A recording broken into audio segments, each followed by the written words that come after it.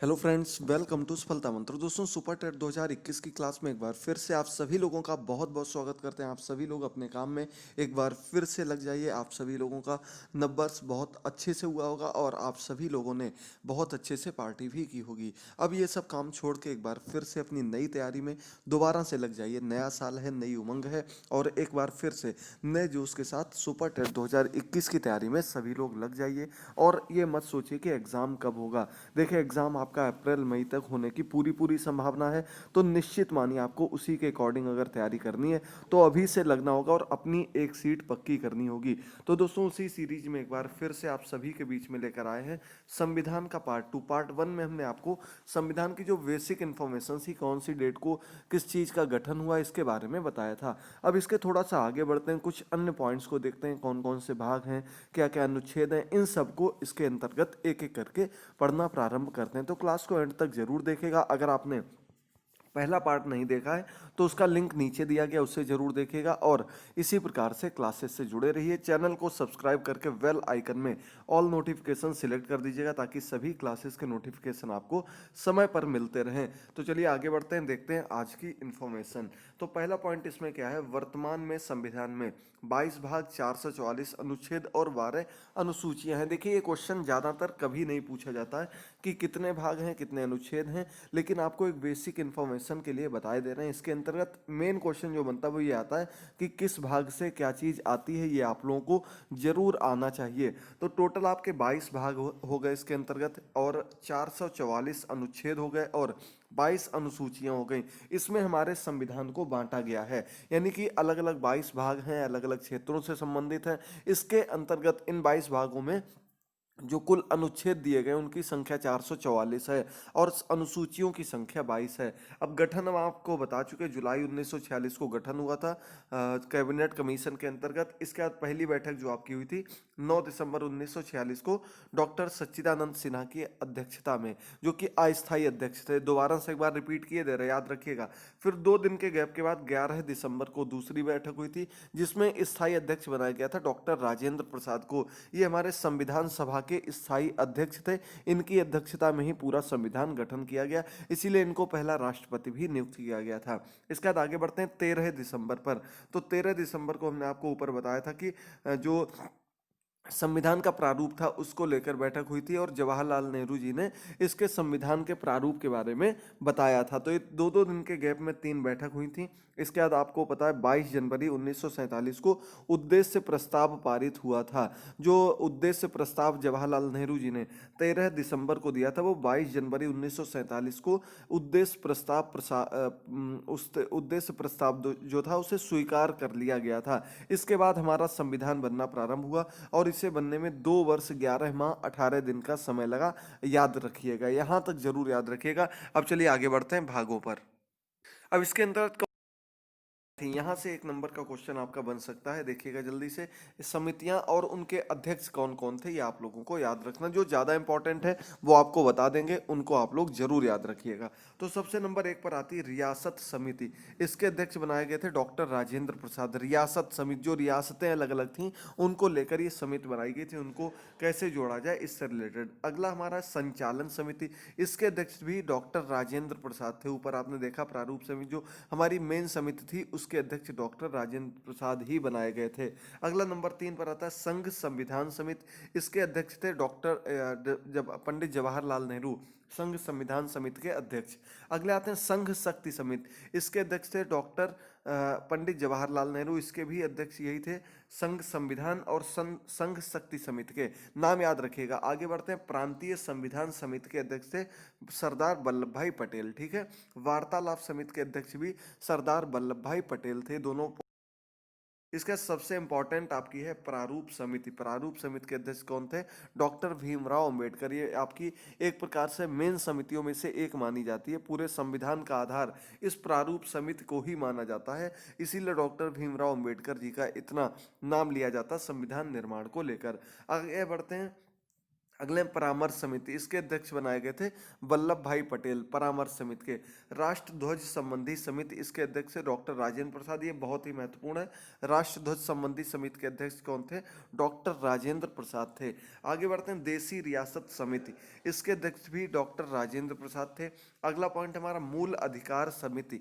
तो मूल अधिकार समिति जो बनाई गई थी, इसके अध्यक्ष बनाए गए थे सरदार वल्लभ भाई पटेल, याद रखिएगा। अगला अल्पसंख्यक उप समिति, इसके अध्यक्ष से एच.सी. मुखर्जी, ये भी महत्वपूर्ण है। अल्पसंख्यक समिति एच.सी. मुखर्जी इसके अध्यक्ष बनाए गए थे।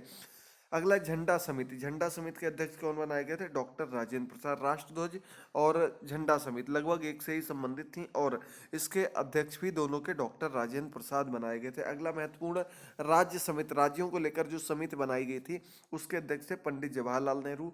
नियम समिति के अध्यक्ष थे डॉक्टर राजेंद्र प्रसाद और इसके बाद कार्यकारिणी के या कार्य समिति के अध्यक्ष थे के.एम. मुंशी। ये बहुत ही महत्वपूर्ण है। के.एम. मुंशी पर एक क्वेश्चन पिछले एग्जाम में पूछा जा चुका है। तो यहाँ तक आप लोगों को जो अलग अलग समितियां संविधान से संबंधित थीं उनके नाम और उनके कौन कौन अध्यक्ष थे आपको बता दिए। एक बार नोट कर लीजिएगा, जो मेन है उनको आपको जरूर याद रखना है।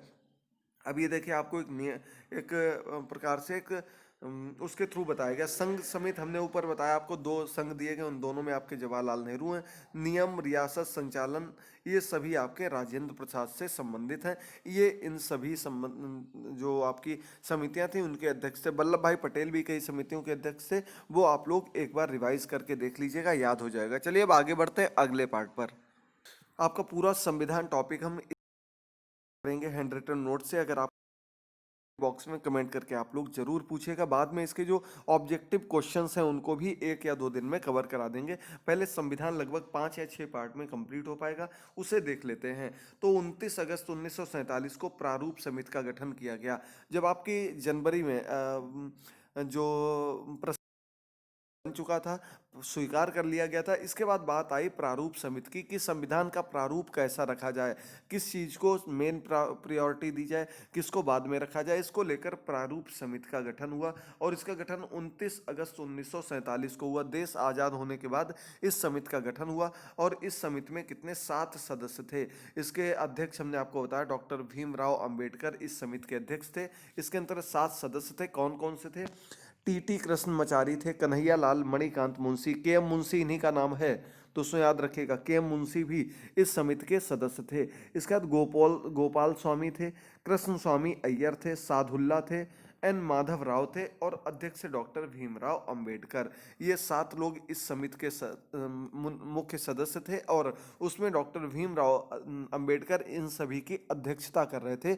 समिति का नाम था प्रारूप समिति। 29 अगस्त 1947 को ये समिति आप सभी के सामने आई और इसी ने पूरे संविधान का प्रारूप अपने अनुसार निश्चित किया। अब चलिए आगे बढ़ते हैं। भारत के संविधान का प्रारूप क्या था, आखिर संविधान किस आधार पर रखा गया था, कौन ऊपर था, कौन सा पॉइंट नीचे था।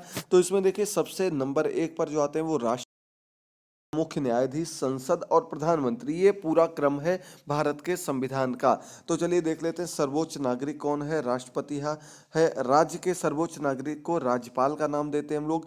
देश के नियम कानून संसद में बनते हैं।